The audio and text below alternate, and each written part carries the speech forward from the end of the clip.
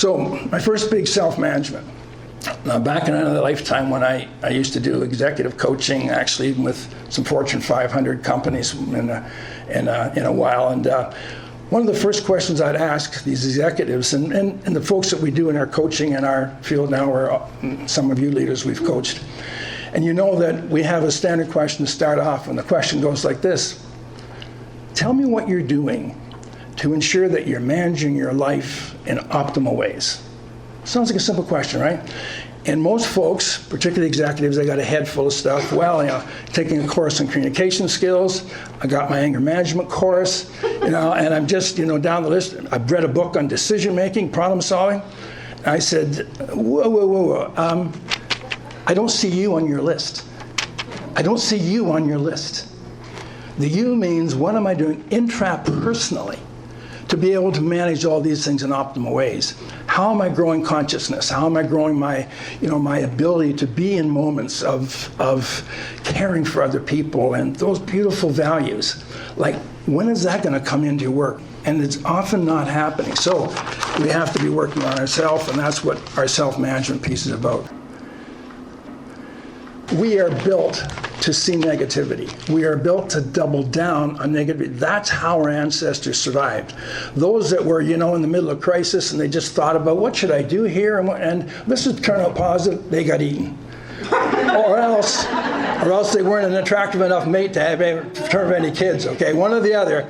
But the ones that got to mate and take care of us, here we are, and we've got negativity is our proclivity. So never forget that. We have to find ways to do something about that. So now let's look at doing that. The next point is to start each of our days with a conscious, either sitting on the side of your bed or someplace, start with saying, first of all, I'm pretty grateful to have another day. Just getting in the sense of gratitude. And then with an intention, start thinking about some positive things that you can be intending for this day. We as humans are designed to think negative. We've survived from the paleo jungles and all because we've been hardwired to survive and reproduce. And that means that our tendency is to see the negative. Not so much see the positive in situations. When you grow and develop, you can start to see the positive. But we stayed alive because this brain architecture, and even the PFP, but this brain architecture, it said, pay attention here, Peter. Pay attention to what could happen here. It's why, you're doing everything you possibly can with the problem, and yet you've still got yada worrying all day long about it. You've done everything you can. That's just the brain doing what it does. So, recognizing that if we start our day, start looking at these positive intentions. And through the day, your third point here, through the day, try to catch yourself in the moment. We're going to talk about the 5 C's in a bit, the catch, calm, clarify, and consciously connect. But just on that side of the bed or whenever you're starting your day, bring yourself into an awareness. Just, I know I'm here right now, I'm about to start my day. And then that's practice for catching yourself throughout the day. So once an hour even, if you caught yourself, and when you catch yourself, just focus on one thing in the environment that you're in. A person who's being a pretty good person with you, a situation where, there's a couple of flowers growing beautiful and it's spring, it's coming up, you just notice out the window. The subtler, the better in terms of reprogramming the addictive mind. The addiction to the mind is negativity. And what we have to do is get through that tendency. And the way to do it is, as much as you can each hour, just find something subtle in that moment that you can say, I'm grateful for this. I'm grateful to have that. Someone said good morning to me this morning, and as if they meant it. That's a big deal. You've got people in your lives. You've got friends. You've got, an ability to work. We got ability to contribute to other people's lives. Continue to bring proactively those thoughts into your mind. Because all of this that you're doing, you're building that medial prefrontal cortex and other parts of the brain into a much more positive response to life. It just makes so much sense. The next one. Anytime you're in a situation, talking with someone, disagreeing with someone, whatever it is. Pause and start saying to yourself as you're listening to what's happening, say to yourself, I wonder what I'm missing right now. Because of inattentional blindness, we're not getting hardly anything that's really happening here. What we're taking in is what our brain is prepared to take in because it wants to hear this. We're doubling down our own values and whatnot. And you've got someone who's trying to give you some feedback on doing something better, different, more completely. You've got to really pay attention to that. But the average brain is not tuned into doing that. So, as a minimum, as our insurance policy, when you find yourself in disagreements, you find yourself in a stressful situation, say to yourself, I wonder what I'm missing right now. I wonder what my inattentional blindness is bringing. So I say, whenever you're in a situation, always double down on this reality. Every situation's got three sides to it. Likely my side, their side, and the right side. So keep thinking three sides, right? My next piece is, I like to talk about private victories.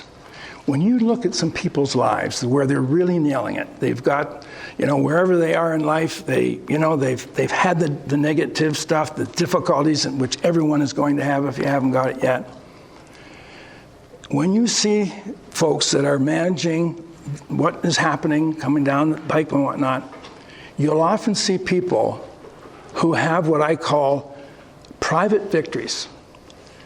They spend that half an hour in the morning to get ready for the day. They do like their 10 minutes of mindfulness. They read something inspirational.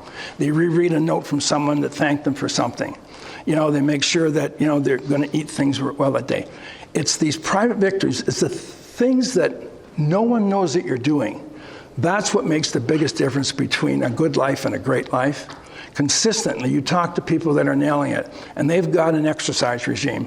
They've got a discipline in how they eat. They've got a little bit of just taking this moment in time in the morning and starting their day with a booster into what they know works. That's the private victories, and it makes such a difference in people's lives. The next point is, some things in life, and you've all seen this for sure, some things in life are just not fair. Like, no matter what happens, sometimes no matter what you do, no matter how good you do your half an hour in the morning and all that, negative things can still happen. We know that. That's part of the planet. So you don't have to like the unfairness of it, but we just have to deal with it. And we have to make sure when we're preparing for it, we also want to know that we should have in our circle someone who is a mentor, someone who can help us when we're in trouble, a sibling or a friend or whoever. Don't be afraid to ask for help. Don't be afraid to go to someone and say, what do you think of this situation? Sometimes even hire someone to be a coach in a certain period of time. Don't be bashful about this. On the good side, a one-liner that's really worthwhile posting says that when you're in a tough mood, positive behavior will often change moods. Yeah, this is really, really good to know. You're in a bit of a funk for some reason. You always deal with what the funk's about. You got stuff, you deal with that. But then you can still find yourself just not being on your game that day. What I suggest to you, if you're just not on that game that day, is start do something positive, even though you don't feel like it. Take 5 or 10 minutes, go talk to someone, grab someone a coffee, just do something, get doing something different. I mean, exercise is the absolute best, but within 10 minutes for the average person whose brain is in a bit of a funk, I mean, you've taken care of business as best as you can, right? And when you do that, you will find yourself transitioning into a more positive mood. Each moment you're less than your optimal A game, that's a chance for you to learn, put down some roots for the next time you're looking at a problem to prevent it from getting into overwhelming. See this whole trip as a classroom. See the whole thing as a classroom. The difficult people in your life, the stressors, the betrayals, all those things, they've got potential to grow us to more completeness. So just see and have that approach to growth and development. The 4 big ones, self-management. I won't spend a lot of time on these because you likely know them, but we got to get the nutrition right. We got to get breathing right. We got to get exercising right, and we got to sleep right. anyone asks you, where a good program for healthy minds and good relationships and dealing with the stress, breathing, nutrition, exercise, and sleep. Just a little bit on each of them. With the breathing, if you do your mindfulness even 10, 12, 15 minutes a day, within 20 odd hours, you will start breathing properly. Like the average person does not breathe the way we need to breathe. The ideal way of breathing is always twice as long in the exhalation as the inhalation. Why? Because every nervous system on the inhalation activates the sympathetic system, the freeze, fear, or flight system, so it keeps us alert. So the amygdala fires twice a second because we're coaching it. Every in-breath, we're coaching that sympathetic system to be active. But on the exhalation, we activate the parasympathetic system. So we want to have a 2-to-1 ratio. So if you just do your mindfulness, you're going to start to breathe roughly 3 to the count of 3 on the inhale and to the count of 6 on the exhale. That starts to give you 7 or 8 breath cycles per minute, which just getting this body of ours going, most of those references are going to say, 7 to 8 breath cycles a minute is optimal. So that's the first thing. It's just remember that if you only did that, and always as much as you can breathe through your nose. Pay attention to this for a while, and you'll just start to breathe this way, okay? So those are the 2 of the big ones on breathing. On nutrition, you've got enough on that, and there's enough in the text, but, look, first of all, any regurgitations, anything you've got that's abnormal, constipation area, get that taken care of, not just, through the medical system, go there for sure.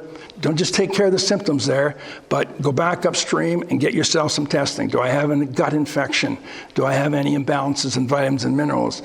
Do I have any intolerances to foods? Do that for yourself. It's so worth it. I mean, you can get, a modified oat test for $150. Tells a lot of this stuff. So on nutrition, make sure that, anything that you're dealing with is being looked at, okay? And then next, you're going to hear, you want to get to a nutritionist, a dietitian. Roughly the keto, paleo diet is what seems to, from my research, seems to be making a lot of sense. You can look at it in various ways.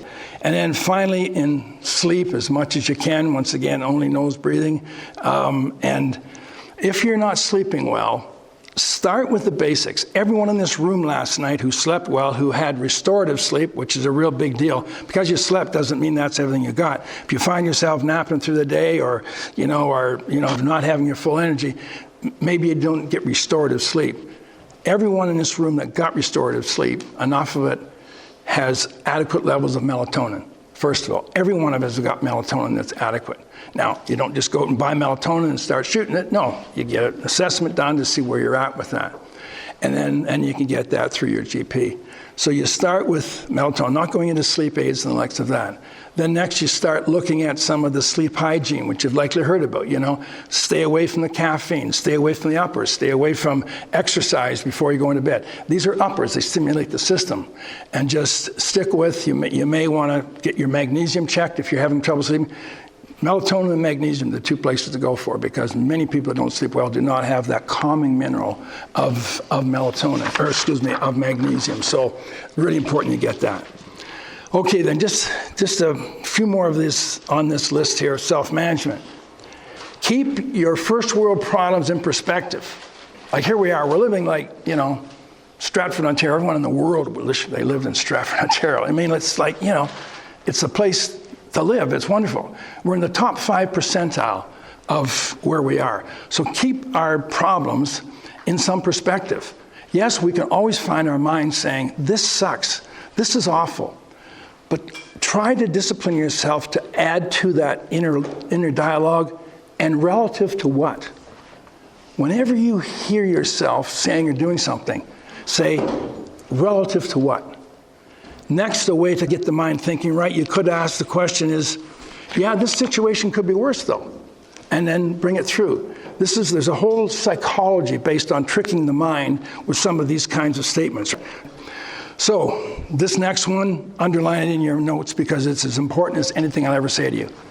Celebrate your successes. When you have successes, when you've got someone that's really saying, Peter, or Sarah, or whoever, I love the way you do that. Thanks so much. It makes my life better. You've helped me. And whether a family member or whatnot, celebrate your successes, but make your failures painful.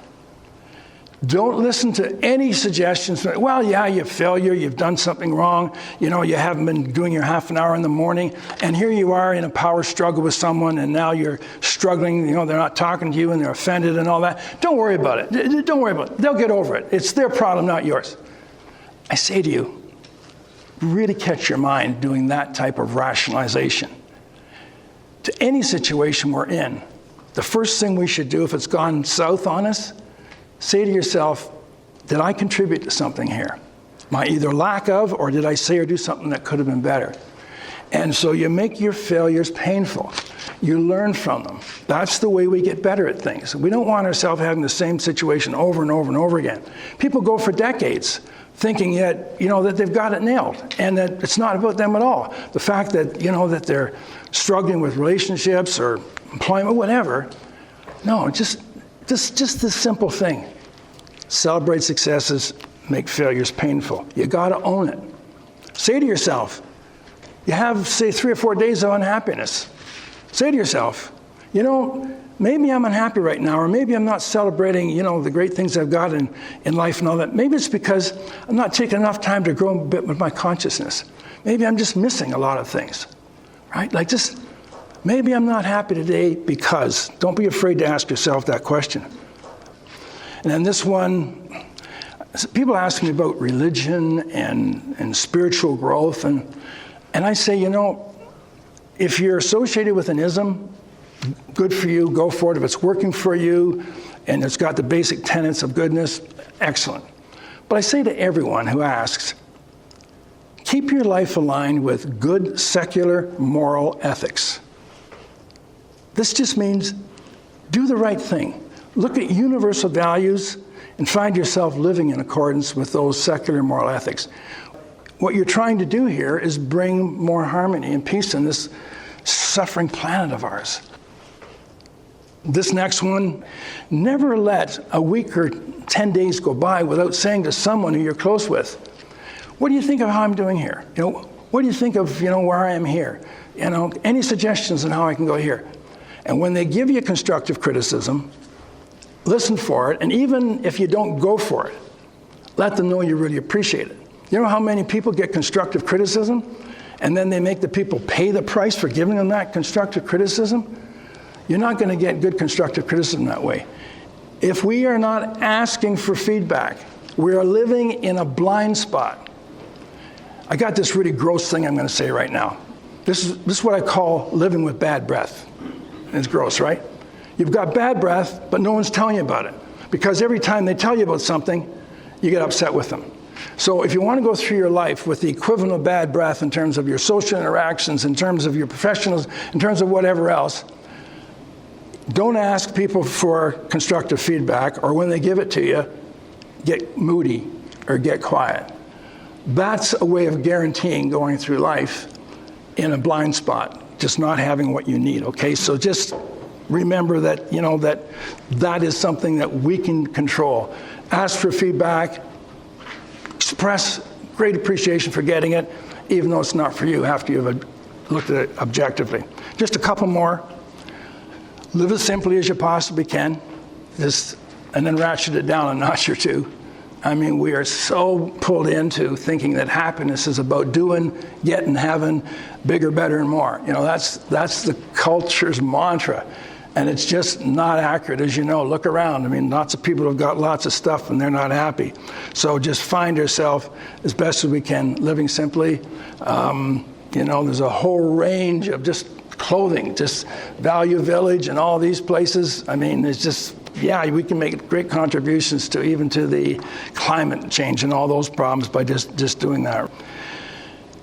Another one, you hear good things from people. You've got some good suggestions. Or you read a little book or a chapter that's been recommended to you. You see a good TikTok, whatever.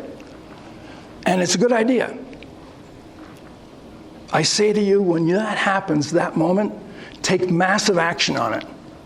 Take massive action on good ideas. I just can't emphasize that one enough. But this is a big one, taking massive action on good ideas. And that's going to take discipline and right effort and integrity. Those are the three big ones that's going to make a difference in our lives. This one, sometimes people challenge me on it, but I say, be as inefficient as you can. People say, whoa, wait a minute. You don't know my life. I got too much to do every day. You're saying be inefficient? I am. Now, there's times when we can't be inefficient, but my experience, and as you know, I'm a real old guy, and I'm sharing this from a lot of, my own situations and problems with it. When we are so efficient, it kills truths. It kills authenticity. I mean, you know yourself, you're rushing through something, and you literally miss doing it. Even the good stuff. Our brains start to get into just doing things quickly as we can. Always be asking yourself, what I'm about to do right now, is time something that I have to worry about? And sometimes it is. Sometimes, we got to be efficient and get it done as quickly as we can. But very often, we could take an extra 5 or 10 minutes with an interaction with someone, and just both our lives would be better for it. We are so driven with these minds. Remember, these minds, these brains of ours, are designed to always be looking at the future and the past. We're not designed to be in the present moment. That's why mindfulness is so tough to do sometimes until you get started. But one of the greatest negative legacies that we've taken out of evolution is the mind stays in the future and the past, just so we can make sure, are we getting into trouble? And tie it back into the standards of safety in the past that we know about, and the brain just goes back and forth and back and forth.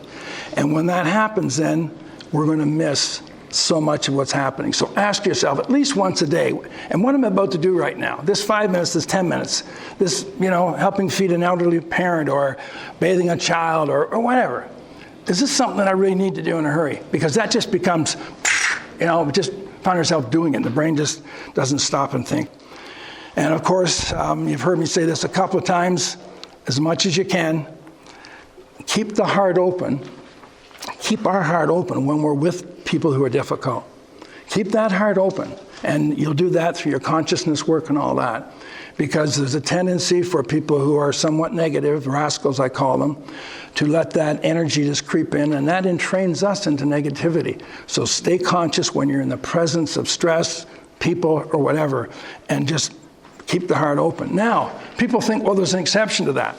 Someone's offended me, and I have to talk to them about, a behavior or something that they're doing that's less than optimal, something that's offside. Well, I just got to get it done. And I said, no. You have to get it done. But don't do it until you can keep your heart open. Because when you close your heart to people, often in a self-righteous way, I'm better than that, I'd never do this, and we come on with this judgmental stuff, we are programming our brains to be less than who we are. And anytime we find ourselves against someone, we've lost the possibility of a positive outcome. So really, really important. The 5 big ones to end with. Life requires resolve. The I will. I've said to you last week, and I said it again just before break, much of what we are doing in life, what we need to do, and the problems we're having, the solution's not coming from a can. I need to learn how. This is just something I can't do. There's some of that.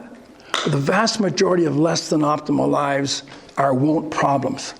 People are not prepared to put in the time to be motivated, to energize themselves. So when you see, your life and other people's lives, is this a can't problem where someone needs to know how more? Or is this a won't problem where we need more motivation to do it and to get to doing that? So then, the next one is life requires action. Like, if you've got all these intentions and all these great ideas, and you're not really putting in the action and the effort, you're going to be delusional. We cannot drift to the top of any mountain. Whatever your mountain is, you're not going to drift to the top of it. You got to climb it. Life demands commitment. That's the motivation. I'm going to do this. And I'm going to make my failures painful so that I will be motivated and want to get better and better. just a couple of finals, intentions. How's my time? Okay, I'm going to take 2 minutes. Maybe I shouldn't take this 2 minutes because you likely discredit everything I've just said so far, but I got to. So about 35 years ago, I had this awesome coach. And he said to me, you've got to start spending more deliberate intentions in what you want and what you want to do. You want to improve your life for other people, your family, whatnot, you got to go intentions. So I looked at him and I said, well, Carl, I said, yeah, okay, I hear that. I'll give that some thought and give me something to read. No, he says, you're not getting this clear enough. He said, you need to do some things that prove to you the power of intention.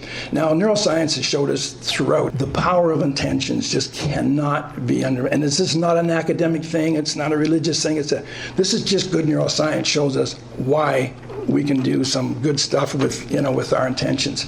So about 35 years ago, this guy said to me, I want you to do something. I want you to do a fire walk. Now, I don't know if anybody heard of fire walks here? Have you, a couple? Okay. So I don't think anybody's doing them anymore. They've likely been shut down for whatever reason, But anyway, so you prepare all day, then on intentions, it's 7 hours of intense intentions, and then you walk down this 35 foot long piece of red hot coals. And science has proved beyond any doubt that anybody can do that. Okay. The only reason people get burned is because they think they're going to get burned. And it's placebo in reverse. So the day I did, there was about 25 of us in the group, and 17 or 18 of us, we really had like a minor sunburn on the bottom of our feet. And this is just intending that this is ice and snow. That's the intention. I'm not letting the mind go into, oh my gosh, I'm going to get burned. 5 or 6 people got seriously burned that day and went to the hospital. But I share that story, sometimes maybe not advisedly, but it's because I'm not recommending this to anybody, okay? But I'm just saying that, with intention, we can do a lot. I'm going to ask someone to come up and let me do a 1-minute demonstration with you, okay? Would someone you don't have to say anything, would you mind? Thank you. What's your name? Trish? Okay, Trish. Trish, so what is your dominant arm? Okay, right. Thank you. Right, okay, you're going to have to hold it. Yeah, okay. So I'm going to work with your weakest arm. Okay? So I'm going to come around here, and I'm going to just ask you to keep that arm as stiff as you can, and I'm going to try to fold it, okay? Mm-hmm. So I'm going to try to just bring it up, okay? So you ready? Mm-hmm. Okay, good. So that's pretty good. That's about half of what I got, girl. That's pretty good. That's pretty good. Okay, Trish, now just close your eyes if you would. I'm going to get you to intend that there is a shiny steel beam coming out of your shoulder. And I'm fastening to your arm with shiny steel clamps. This is about a 3-inch diameter shiny beam, okay? Now I'm going to make it twice as strong with the intention of electricity going down and back, okay? That's just the electricity going through that member. So now you're basically intending and seeing that this beam and your arm are basically one. So now when you can see that, no, don't rush, but when you can see it, just give a nod, and I'm going to see if I can bend your arm again. Okay, you ready? Oh my God. That's everything I got. Well done. Okay.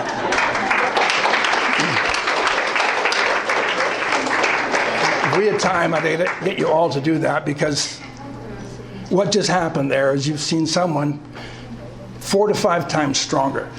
She got to the place that grandmas get to when they take cars off their grandkid. How do they do that? That's just impossible. I saw it on TV. It actually happened. Because they intended to save that kid. So I don't know if I can make this point any stronger for you, but what you have to do to get intention going in your life, to really self-manage yourself, this is a big deal, okay? I'm just going to finish with this last little piece.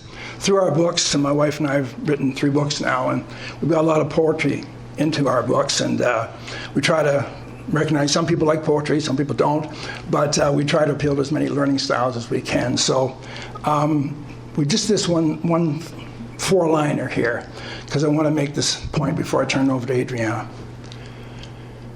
There is an often hidden just right in things that appear all wrong. As we awake, we find ourselves trusting into this sacred song. What that says, and all of you have experienced this at some time, where things have gone wrong. You've judged them as negative, and my gosh, how did this happen? Why this? And days and days, sometimes weeks to recover. Now, sometimes, for sure, it never shows itself as being anything that could be positive. But if you look at your life and start to track this, the vast majority of these situations, if that happened then, and then 3 months now I met so-and-so, and we did this together, and now look at where I am. Most of you, I'm sure, can recognize sometimes in your life like that. We say to you, every time something happens, even though the surviving us wants to put a negative spin on it, and that's that, try to keep your open possibility to just trusting into that sacred song, okay? A very dark night that found sunlight. One day I was shocked by a tragedy that required application of all of the life tools that you've been learning. This was not just to get through it, but to stay sufficiently conscious and allowing to avoid passing on my fears and pain and increasing the suffering for others. I entered the hospital for sick children with a stuffed animal for a surprise visit with 7-week-old baby Charlotte, who had been admitted for some routine tests. I was met by her mother sobbing in disbelief that Charlotte was soon to be removed from life supports. Grief, fear, despair, hopelessness. No words can describe the heartache of a father and mother saying goodbye to their precious, innocent baby. Although I thought I was ready to meet these situations, I found there was only one way I could be adequately prepared to support these dear friends through their terrible dark night transformative process. That was to stay mindfully present moment after painful moment.